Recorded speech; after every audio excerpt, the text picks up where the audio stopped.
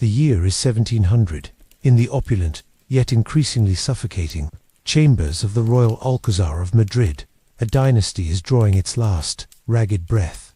Outside, the vast, sprawling empire of Spain still casts its shadow across continents, from the sun-drenched Americas to the distant reaches of the Philippines. But within these gilded walls, the true state of the empire is reflected not in its maps or its armies, but in the decaying flesh of its king. Imagine, if you can, a child king, barely 4 years old, yet unable to speak, unable to walk, his jaw so monstrously protruded that his 2 rows of teeth could not meet. His tongue, grotesquely oversized, prevented him from forming coherent words, causing him to drool incessantly. He was a creature of constant illness, rickets, hydrocephalus, epileptic fits that contorted his frail body, infections that ravaged his weakened immune system. He suffered from severe gastrointestinal problems, his digestion so poor that he frequently vomited his food. His skin was pale, almost translucent, stretched taut over a skeletal frame that seemed on the verge of collapsing. His eyes, though large and dark, held a vacant, bewildered stare, reflecting a mind that struggled to grasp even the simplest concepts. This was Charles II, the last Habsburg king of Spain, a living, breathing testament to the catastrophic consequences of an obsession with purity, power, and the terrifying, relentless pursuit of a bloodline that, in its very essence, destroyed itself. He was not merely an unfortunate monarch. He was the tragic, grotesque culmination of generations of calculated, yet utterly reckless, inbreeding. He was, quite literally, a dynasty, too inbred to rule. But how does a family, one of the most powerful and influential in all of Europe, arrive at such a horrifying endpoint? How does a lineage that once commanded armies, financed explorations, and built an empire upon which the sun never set, devolve into a nightmare of physical deformity and intellectual disability? The answer lies buried deep within the gilded tapestries and whispered secrets of the Spanish court. A tale of ambition so potent it blinded a family to the biological imperative of diversity, sealing their own fate with every strategically incestuous marriage. For centuries, European royalty had practiced endogamy, marriage within a specific group to consolidate power, secure alliances, and prevent the dilution of their claims to thrones. But the Habsburgs, with their vast territories spanning from Austria to Spain, from the Netherlands to Italy, took this practice to an extreme that defied all reason, and ultimately defied nature itself. Their motivation was simple, yet devastatingly flawed: to keep the blood pure, to ensure that the immense wealth and power they had amassed remained within the family, passed from one cousin to another, from uncle to niece, from double cousin to double cousin. They believed their blood was literally divine, infused with the right to rule, and therefore it must never be contaminated by outsiders. The result of this theological and political conviction was a family tree that, viewed from a modern genetic perspective, looks less like a branching lineage and more like a tightly wound knot, a grotesque, self-strangling vine. Charles II, the last twig on this withered branch, was the product of such profound consanguinity that his coefficient of inbreeding, a measure of how related his parents were, was higher than if he had been the offspring of a brother and sister. In fact, his genetic makeup was so concentrated that it was akin to having an incestuous father-daughter union 7 generations in a row. Let that sink in for a moment. 7 generations of brother-sister equivalents. To understand the horror of Charles II, we must journey back, far beyond his miserable, sickly existence, into the very origins of the Spanish Habsburgs. Our story truly begins in the late 15th and early 16th centuries, with the marriage of Ferdinand and Isabella, the Catholic monarchs who unified Spain and funded Christopher Columbus. Their daughter Joanna, famously known as Joanna the Mad, married Philip the Handsome, a Habsburg prince. This union was meant to solidify an alliance between Spain and the powerful Habsburg Holy Roman Empire. It was a strategic masterstroke, but it also introduced the Habsburg propensity for inbreeding into the nascent Spanish line. Joanna and Philip had 6 children, one of whom was Charles V, the most powerful man in Europe, who inherited both the Spanish and Habsburg empires. Charles V, a man of immense intellect and will, was already the product of some limited inbreeding, but it was his son, Philip II, who truly set the stage for the dynasty's genetic collapse. Philip II was a man consumed by duty, by faith, and by the absolute necessity of maintaining his vast empire's integrity. He believed that the only way to ensure this was to marry within his own family, thereby concentrating power and eliminating potential foreign claims or influences. Philip II married his first cousin, Maria Manuela Havi Portugal. This was a common practice, but it was just the beginning. Maria Manuela died young, and Philip, ever pragmatic, remarried. His next wife was Mary I of England, his double first cousin, once removed. This marriage produced no children, and Mary died. Philip, undeterred, went on to marry his own niece, Elizabeth of Valois. Again, no male heir survived. Finally, at the age of 42, Philip II married his fourth wife, his own niece, Anna of Austria. Anna was the daughter of his sister, Maria, and his first cousin, Emperor Maximilian II. This was an unprecedented level of consanguinity for a reigning monarch, and it was a marriage that directly led to the increasing genetic burdens of the Spanish Habsburgs. From the union of Philip II and Anna of Austria came Philip III. Philip III, already displaying some of the telltale signs of the burgeoning Habsburg jaw and a general physical frailty, was determined to continue his father's legacy of intrafamily marriage. He married his first cousin, Margaret of Austria, who was also the granddaughter of his father's sister, making her his grandniece by another line. This further tightened the genetic knot. Philip III and Margaret had 8 children, and while some seemed relatively healthy, the seeds of future suffering were firmly sown. Their son, the future Philip IV, inherited the throne. Philip IV was a king of refined tastes, a patron of the arts, and a man who understood the precarious position of his empire. Yet he too followed the dreadful tradition. His first marriage was to Elizabeth of France, which, for a brief moment, offered a glimmer of hope for some genetic diversity, though Elizabeth was still distantly related. They had a son, Balthasar Charles, who was intended to be the next king and seemed robust enough. However, Balthasar Charles died young, at the age of 16, a devastating blow to the dynasty and a chilling foreshadowing of things to come, with no surviving male heir. Philip IV made the most fateful decision yet. He married his own niece, Mariana of Austria. Mariana was the daughter of Philip IV's sister, Maria Anna, and Ferdinand III, Holy Roman Emperor, who was Philip IV's first cousin. This marriage meant that Philip IV was not only Mariana's uncle, but also her first cousin. Once removed, this was a degree of consanguinity almost unheard of, even among royalty. The combined genetic load from generations of inbreeding now converged with devastating force. Mariana was only 14 when she married her 44-year-old uncle. Their union was fraught with tragedy from the start. They had 5 children who survived infancy, but only 2 lived to adulthood. Margaret Theresa, who married her uncle and first cousin, Leopold I, Holy Roman Emperor, further cementing the Habsburg inbreeding across both Spanish and Austrian lines, and the infamous Charles II. Of their other children, 1 died at birth, another at age 4, and 2 were severely disabled, dying in early childhood. This was no longer a matter of unfortunate coincidence. The pattern was undeniably established.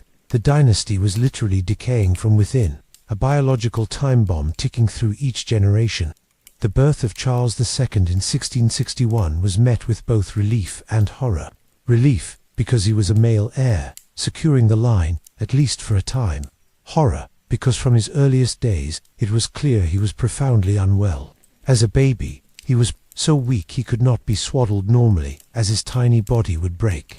He could not sit up until he was 4 years old, walk until he was 8, and his speech was so unintelligible that it consisted mostly of grunts and moans. His head was disproportionately large, his jaw so prognathous, the infamous Habsburg jaw, that he could not chew. His tongue was so enormous it hung from his mouth, preventing him from closing his lips, leading to constant drooling and difficulty speaking. He suffered from chronic diarrhea, vomiting, and various infections. His immune system was almost non-existent. Contemporaries described him with a mixture of pity and revulsion. French ambassador the Marquis de Villars observed, "The king is rather short, ugly and ill-formed, with a very large head and long face. He has a very pale skin and the typical Habsburg lip and chin, which in his case are so pronounced that he cannot speak clearly." Another diplomat wrote of his weak, ill, and decrepit condition, noting that he looked like an old man even in his youth. His intellect, too, was severely impaired. He struggled with basic learning, often appearing confused and easily distracted. He was childlike and dependent, relying heavily on his mother, Mariana, and later, on his wives. The court, steeped in religious fervor, attributed his maladies to divine punishment, to witchcraft, or to an evil spell. Exorcisms were performed, holy relics were brought in, and desperate prayers were offered, all to no avail. No one dared to publicly suggest the truth, the terrifying genetic truth, that their fervent pursuit of pure blood had led to this living tragedy. To acknowledge the truth would be to admit that the very foundation of their power, their sacred lineage, was the source of their demise. The Spanish Habsburgs had an inbreeding coefficient of 0.25, meaning that 25% of the genes in their offspring were identical by descent. For context, the offspring of first cousins typically have a coefficient of 0.0625. Charles II's own coefficient was estimated to be 0.254, making him genetically more inbred than the child of a brother-sister union. This level of genetic homozygosity brought to the surface countless deleterious recessive genes, leading to a horrifying array of physical deformities, mental disabilities, and severe illnesses. It was a genetic catastrophe playing out on a royal stage. Every marriage was a calculated step to consolidate power, to prevent their vast empire from fragmenting. But with each generation, the gene pool shrank, growing shallower and more polluted with the very defects they were trying to avoid. The Habsburgs had a distinctive facial feature, the Habsburg jaw or mandibular prognathism, a protruding lower jaw, while often seen as a mark of their distinctiveness and power in earlier generations. By Charles II's time, it had become a grotesque caricature, crippling his ability to speak and eat. This was just one visible manifestation of a deeper, systemic, genetic collapse. His first wife, Marie Louise of Orleans, reportedly described his appearance with a mixture of horror and pity. She found him repellent, but tried to fulfill her duty. The marriage, however, was barren. Marie Louise herself suffered from ill health and died young, leading to suspicions of poisoning, though more likely, it was simply the strain of her miserable existence at the Spanish court. Charles, desperate for an heir, married again, this time to Maria Anna of Neuburg. This marriage, too, produced no children. The wellspring of the dynasty had run dry, not through a lack of effort, but through a terrifying, biologically predestined sterility. The inbreeding had finally achieved its ultimate goal, self-extinction. The constant physical pain, the humiliations of his public life, the immense pressure to produce an heir, all weighed heavily on Charles II. He was not only physically deformed and intellectually challenged, but also deeply superstitious and prone to bouts of depression. He would spend hours in a catatonic state, believing himself to be possessed by demons. He would stare blankly at his ancestors' portraits, as if seeking answers from the very people who had condemned him to his tormented existence. The weight of his lineage, the burden of a dying empire, rested on his frail, twisted shoulders. His court, a hotbed of intrigue and factionalism, saw him as little more than a puppet. Courtiers and foreign ambassadors vied for influence, knowing that with each passing year, the king's death became more imminent, and the fate of an empire hung by the thinnest of threads. The great powers of Europe, France and Austria foremost, among them, circled Spain like vultures, each positioning themselves to claim the vast inheritance. Once Charles II finally succumbed, his two wives, neither able to produce an heir, became pawns in this grand geopolitical chess game. Marie Louise of Orleans, his first wife, had been the niece of France's formidable son, King Louis XIV. Her tragic death in 1689, amidst rumors of poison, though most likely appendicitis or a similar sudden illness, exacerbated by the Spanish court's primitive medicine, was a profound loss to Charles, who genuinely seemed to care for her, and a strategic setback for France. Her barrenness, however, had merely intensified the succession crisis. His second wife, Maria Anna of Neuburg, was a German princess, chosen by the Austrian faction within the Spanish court precisely to counter French influence and solidify a potential Habsburg succession through the Austrian branch. She was a strong-willed woman, perhaps even more so than Charles was weak, and quickly asserted herself. But Maria Anna too, despite fervent prayers, pilgrimages, and even the bizarre application of powdered unicorn horn as a fertility remedy, failed to conceive. The king, it was widely believed, was impotent, or perhaps, in the chilling assessment of the court, biologically incapable of perpetuating life. The lack of an heir was not just a personal tragedy, it was an existential threat to the Spanish Empire itself. With no direct successor, the line of claimants stretched thin and tangled, rooted in the Habsburgs' own incestuous marriages. On one side stood the powerful House of Bourbon. Louis XIV, the King of France, had a strong claim through his mother, Anne of Austria, who was Philip IV's sister and thus Charles II's aunt. Louis XIV had further strengthened his claim by marrying Maria Theresa, Charles II's half-sister. Louis XIV's grandson, Philip, Duke of Anjou, became the primary French claimant. On the other side was the Austrian House of Habsburg, led by Emperor Leopold I. Leopold was Charles II's paternal first cousin, but also his brother-in-law, having married Charles's full sister, Margaret Theresa. Leopold's own son, Archduke Charles, was the Austrian claimant. The complexities of these claims were mind-boggling, a testament to generations of intermarriage. The Spanish court fragmented into two bitter factions, the afrancesados, who favored the Bourbon claimant, believing that only the powerful French monarchy could protect the integrity of the Spanish Empire, and the Austricistas, who clung to the hope of a continued Habsburg line, fearing French dominance. Charles, too, perpetually ill and easily swayed, vacillated between these two powerful influences, his mind a battleground for competing ambitions. His physical decline accelerated in the final years of the 17th century. His epileptic fits became more frequent and severe. His body was racked by pain from constant infections, kidney stones, and the lingering effects of rickets that had warped his bones. His legs swelled to enormous proportions, and his skin was covered in sores. His digestion was so poor that he frequently suffered from bouts of acute pain and vomiting, leaving him weak and emaciated. He became increasingly isolated, his public appearances rare and agonizing. When he did appear, he was a spectacle of human frailty, a living death mask. The clergy, ever present at the Spanish court, intensified their efforts, convinced that only divine intervention could save the king, or at least his soul. Exorcisms became a regular occurrence, with priests chanting over his writhing body, believing him to be possessed by demons. Relics of saints were brought to his bedside. He was made to touch holy objects, drink holy water, and endure countless hours of prayer. In his delirium, Charles himself sometimes believed he was bewitched, crying out about devils tormenting him, or staring blankly at the portraits of his ancestors, particularly his parents, as if seeking an explanation for his torment. His mother, Mariana, before her death in 1696, had been a constant, if suffocating, presence, convinced that her son was a victim of sorcery, not genetics. Even after her passing, her shadow loomed large over the court. The pressure to produce a will, to name a successor, became almost unbearable.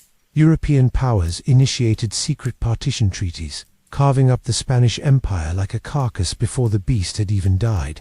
The Treaty of The Hague in 1698 and the Second Partition Treaty in 1700, orchestrated by William III of England, Louis XIV, and the Dutch Republic, aimed to divide Spain's vast territories between the Bourbon and Austrian claimants, thus preventing any single power from becoming too dominant. These treaties were designed to maintain the balance of power in Europe, but they completely disregarded Spain's sovereignty and the king's wishes. When Charles II learned of these secret agreements, his fury, rare as it was, flared. He saw them as a grave insult, a blatant attempt to dismember his ancestral lands. He felt betrayed by the very powers that claimed to be his allies or relations. This outrage, combined with the tireless machinations of his court, spurred him to action. He understood, however dimly, the profound responsibility that rested upon him to ensure the integrity of his empire.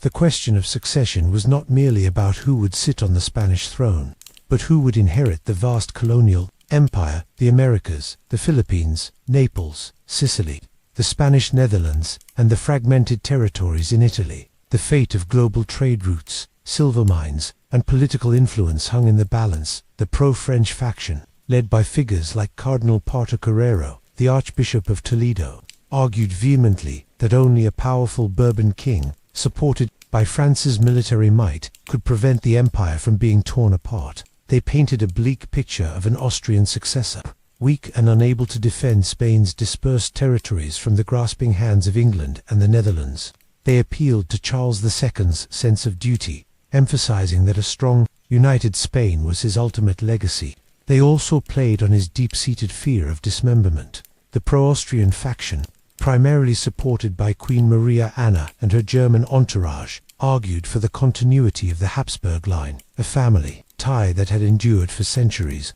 They warned that a Bourbon king would turn Spain into a satellite of France, stripping it of its independence and unique identity. They insisted that the true path to preservation lay in maintaining the existing dynasty. In his final months, Charles II was little more than a living corpse, his body failing, his mind clouded by pain and superstition. He would sit for hours, slumped in his ornate chair, drooling, muttering to himself, his large vacant eyes staring into space. His attendants had to feed him, dress him, and often carry him from room to room. He suffered from severe fevers and delirium, sometimes lashing out at his attendants, sometimes weeping inconsolably. The king's confessor, Fray Froilan Diaz, under immense pressure, sought counsel from a junta of theologians and jurists. They concluded that the integrity of the Spanish monarchy demanded a strong, capable ruler. The thought of the Spanish crown being absorbed into a greater Austrian empire was as unpalatable as it becoming a mere appendage of France. The key was to ensure Spain remained sovereign. Amidst this agonizing physical and mental decline, Charles II was presented with two drafts of a will. One favored the Austrian Archduke Charles, the other, after much internal struggle and external pressure, favored Philip, Duke of Anjou. It is said that Charles agonized over this decision, torn between family loyalty to the Habsburgs and the perceived need to preserve the empire which many believed only France could guarantee. He even had the body of his revered ancestor, Philip II, disinterred, hoping for some divine sign or spiritual guidance from the man who had built much of the empire Charles was now struggling to hold together. The sight of his ancestor's decaying corpse in its coffin reportedly plunged him into deeper despair. On his deathbed, barely able to speak, Charles II was convinced by Cardinal Portocarrero and others to sign the will that designated Philip, Duke of Anjou, Louis XIV's grandson, as his sole heir. This decision was largely driven by the belief that only Louis XIV had the military power and political will to keep the Spanish Empire intact, preventing its partition by other European powers. The will stipulated that the French and Spanish crowns must never be united under one person, a critical clause meant to allay fears of French hegemony. It was a moment of profound irony and tragedy. The last Habsburg king of Spain, a living monument to the devastating effects of inbreeding, unwittingly sealed the fate of his own dynasty by choosing an heir from the rival House of Bourbon. It was an act born of desperation, a last-ditch effort to preserve the very empire that his ancestors' obsession with pure blood had so nearly destroyed. And so, on November 1st, 1700, Charles II, el hechizado te bewitched, drew his last, rattling breath. He was just 38 years old, but his body was that of a decrepit octogenarian, ravaged by congenital defects and chronic illness. The news rippled through the royal Alcazar, then through Madrid, and finally across the continent, igniting a powder keg of unresolved ambitions and centuries-old rivalries. The immediate aftermath was one of both relief and profound uncertainty. The French ambassador, having received the news, immediately dispatched a swift rider to Versailles. In Vienna, Emperor Leopold I raged, seeing his own son's claim usurped. London and The Hague watched with bated breath, knowing that Charles II's final act had just set Europe on the path to its first truly global conflict. An autopsy was performed on Charles II's body, ostensibly to ascertain the cause of death, but also to satisfy a morbid curiosity and perhaps even to find evidence of sorcery. The results, as recorded by the court physicians, were horrific, though likely exaggerated by a combination of fear, ignorance, and religious fervor. They reported finding a heart the size of a peppercorn, lungs corroded, intestines gangrenous, and a single atrophied testicle as black as coal. His skull was said to be filled with water, his brain unusually small. They also noted that his body contained not a single drop of blood. This macabre description, while not scientifically accurate in all its details, the no blood part being a clear fabrication or misinterpretation, vividly conveyed the extent of his genetic degradation. It painted a picture of a body utterly consumed from within, a vessel incapable of containing life. It was as if his very essence had been leached away by the generations of inbreeding. But what the autopsy couldn't show, what the court physicians couldn't diagnose, was the true cause of his horrific existence and premature death, a genetic coefficient of inbreeding that was literally higher than if his parents had been brother and sister. This extreme homozygosity had unmasked countless deleterious recessive genes, leading to the severe mandibular prognathism, hydrocephalus, rickets, and a host of other debilitating conditions that plagued him from birth. He was the most extreme known case of royal inbreeding, a tragic biological experiment gone horribly wrong. For those of you finding this account gripping, and perhaps a little chilling, remember to like and subscribe for more deep dives into the dark corners of history. And if you have any questions about the War of the Spanish Succession or the further fate of the Habsburgs, leave them in the comments below. Charles II was a physical and intellectual casualty of his family's desperate pursuit of power and purity. His death marked the definitive end of the Spanish Habsburg dynasty, a lineage that had risen to unparalleled global dominance, but had ultimately devoured itself from within. The grand, sprawling empire that had once stretched across continents, upon which the sun never set, was now without a direct heir, its fate hanging precariously on the will of a dying, enfeebled monarch. The choice of Philip of Anjou was meant to prevent the dismemberment of the empire, but it failed to prevent war. Louis XIV, upon receiving the will, initially hesitated, knowing that accepting the Spanish crown for his grandson would provoke the very conflict the partition treaties had sought to avoid, but the allure of a Bourbon Spain, an ally rather than a rival, was too great.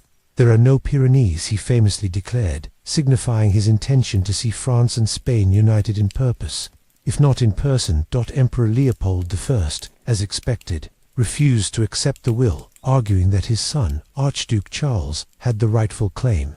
He saw Louis XIV's acceptance as a direct challenge to the balance of power and a betrayal of the 1698 and 1700 partition treaties. Great Britain and the Dutch Republic, fearing an overwhelming Franco-Spanish alliance that would dominate Europe and threaten their own commercial interests, reluctantly sided with Austria. The stage was set, barely 3 months after Charles II's death. In February 1701, Philip V, the first Bourbon king of Spain, arrived in Madrid. His ascension was a new dawn for Spain, but it was also the spark that ignited the War of the Spanish Succession 1701 to 1714. A brutal, continent-spanning conflict that would redraw the map of Europe and last for over a decade. Millions would die, vast resources would be expended, and the global power dynamic would be irrevocably altered, all because a king, too inbred to rule, too sick to sire an heir, had to make a choice that would determine the fate of an empire. When Philip, Duke of Anjou, a grandson of the formidable Louis XIV, crossed the Pyrenees and entered Spain, he was met with a mixture of desperate hope and cautious apprehension. He was a slender, dark-haired youth of 17, shy and prone, too melancholy, a stark contrast to the imposing figure of his grandfather. Yet he now bore the immense burden of the Spanish crown. In Madrid, the streets were lined with throngs of Madrillegos, curious, some genuinely jubilant at the prospect of a strong king from the most powerful court in Europe, others silently wary of what this foreign imposition might mean for the soul of Spain. The Afrancesados faction, led by Cardinal Portocarrero, orchestrated a magnificent reception, a display of feigned unity for a nation still reeling from the death of its last tragic Habsburg. Philip V's arrival was immediately followed by a flurry of political maneuvering from Versailles. Louis XIV, exhilarated by his grandson's ascension, made a series of audacious and ultimately catastrophic decisions that pushed Europe irrevocably towards war. He issued letters patent proclaiming Philip's right to the French throne should the senior line fail, directly violating the spirit, if not the letter, of Charles II's will and confirming the deepest fears of other European powers about a potential Franco-Spanish union. French troops were promptly dispatched to occupy key cities in the Spanish Netherlands, strategically vital territories that served as a buffer against Dutch and British aggression.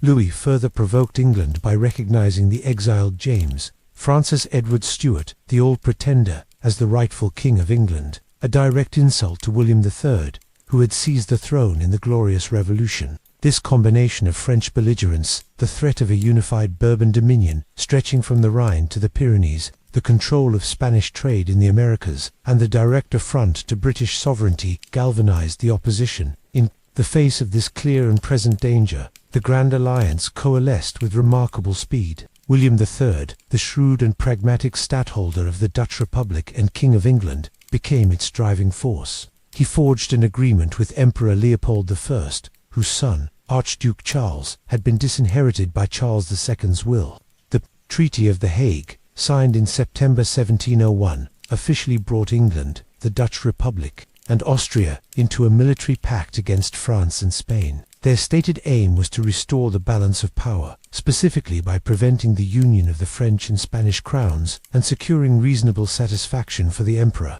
which essentially meant ceding Spain's Italian territories and the Spanish Netherlands to the Austrian Habsburgs. This alliance, later joined by Prussia, Portugal, and Savoy, represented an unprecedented coalition of European powers, determined to curb Bourbon ambitions. The first shots of the War of the Spanish Succession were fired in northern Italy, a crucial theatre where French and Austrian forces clashed for control of the strategically vital Duchy of Milan and the Kingdom of Naples. Prince Eugene of Savoy, a brilliant and innovative Austrian commander, launched a daring offensive, outmaneuvering French forces led by Marshal Villeroy.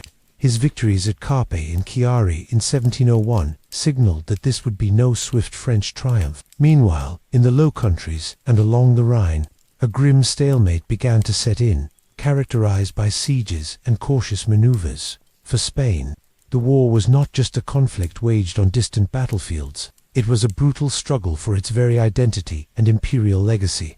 Philip V, though dutiful and eager to prove himself, was largely a puppet of his grandfather, Louis XIV. French advisors, administrators, and even troops flooded into Spain, effectively turning the Spanish government into an extension of Versailles. This was meant to strengthen the fragile Spanish state, but it alienated many Spaniards who resented the imposition of foreign customs and the subservience to French interests. The proud Castilian nobility, who had clung fiercely to their unique customs under the Habsburgs, found themselves sidelined by French courtiers and policies. The war's reach soon stretched across the globe. In the Americas, English and Dutch privateers harassed Spanish treasure fleets and colonial outposts, disrupting the vital flow of silver and goods that underpinned Spain's economy. The Caribbean became a battleground of naval skirmishes and colonial raids. In Europe, Portugal, initially neutral, was swayed by English promises of naval protection and trade benefits.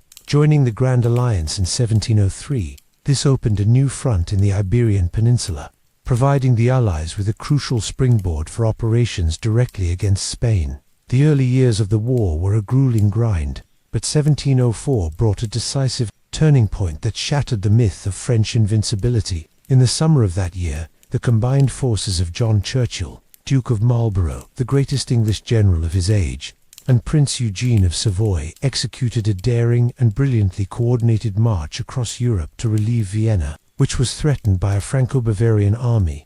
On August 13, 1704, at the Battle of Blenheim-Hackstadt on the Danube, the Allied forces achieved a stunning victory. The French and Bavarian armies were utterly routed, suffering tens of thousands of casualties and effectively removing Bavaria from the war. Blenheim was a monumental triumph, ensuring the safety of Vienna, saving the Holy Roman Empire, and dramatically shifting the balance of power in favor of the Grand Alliance. It was the first major land defeat for France in decades, and it sent shockwaves across Europe, proving that Louis XIV's military machine was not invincible. The victory at Blenheim was soon followed by another strategic blow to Spain, the capture of Gibraltar in August 1704. This seemingly small rock fortress at the entrance to the Mediterranean would become a permanent British possession, a constant thorn in Spain's side and a symbol of its diminished power. The loss of Gibraltar underscored Spain's inability to defend its own territory,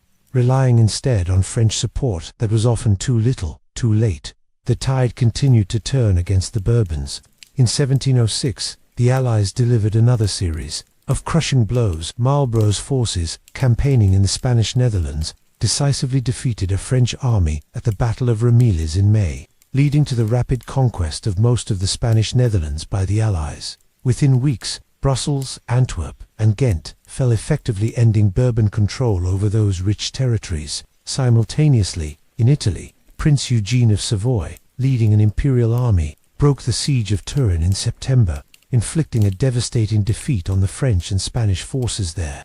This victory cleared the French from northern Italy entirely, securing Austrian control over the region. The string of Bourbon defeats in 1704 and 1706 shattered the confidence of the Franco-Spanish alliance and revealed the strain on France's treasury and manpower. These military reversals had profound consequences for Spain itself. The loss of the Spanish Netherlands and the Italian territories, which had been the crown jewels of the Spanish Habsburg Empire for centuries, was a bitter pill. But the war also ignited a fierce internal conflict within Spain. While Castile largely remained loyal to Philip V, the kingdoms of the Crown of Aragon, Valencia, and especially Catalonia, were deeply resistant to the new Bourbon king.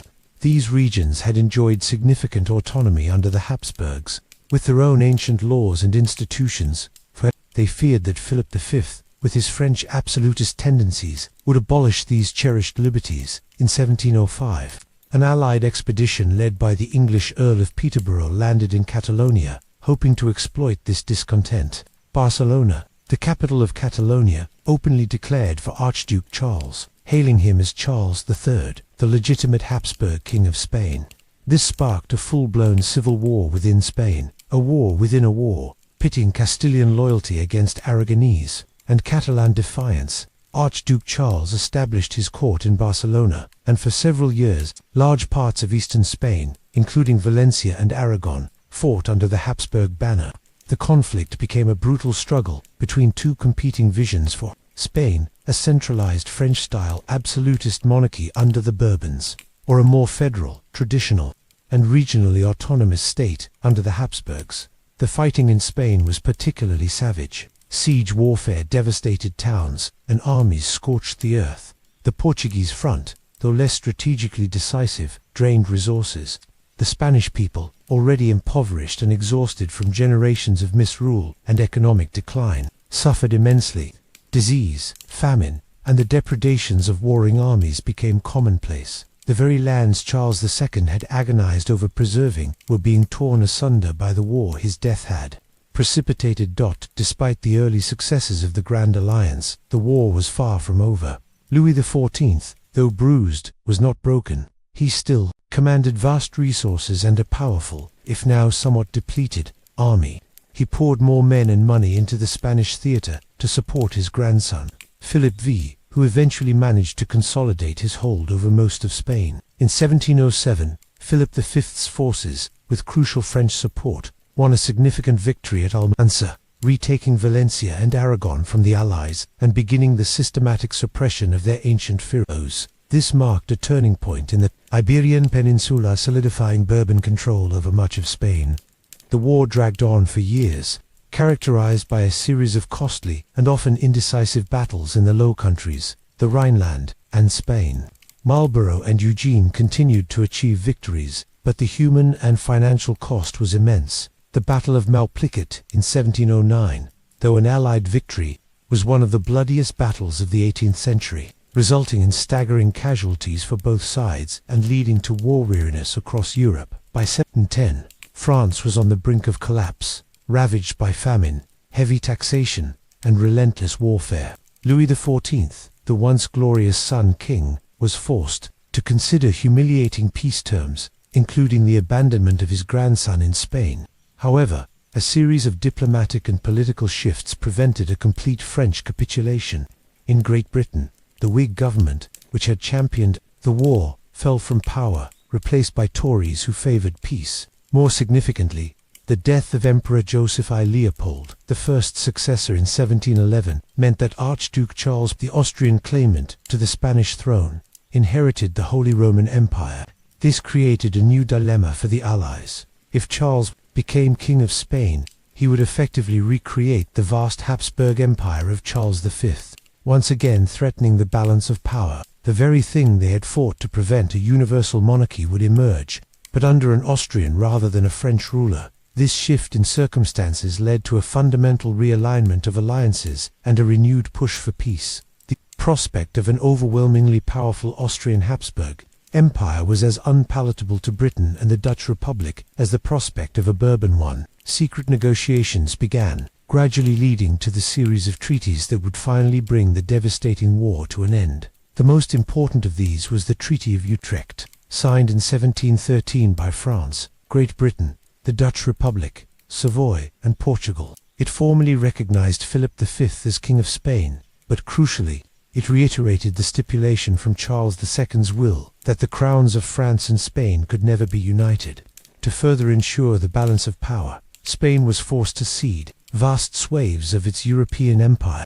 Great Britain gained Gibraltar and Minorca, strategically vital naval bases. Savoy received Sicily, which would later be exchanged for Sardinia.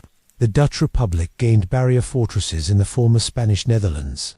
Most significantly, the Treaty of Rastatt 1714, signed between France and the Holy Roman Empire, finalized the transfer of the Spanish Netherlands, Naples, Milan, and Sardinia to Austria.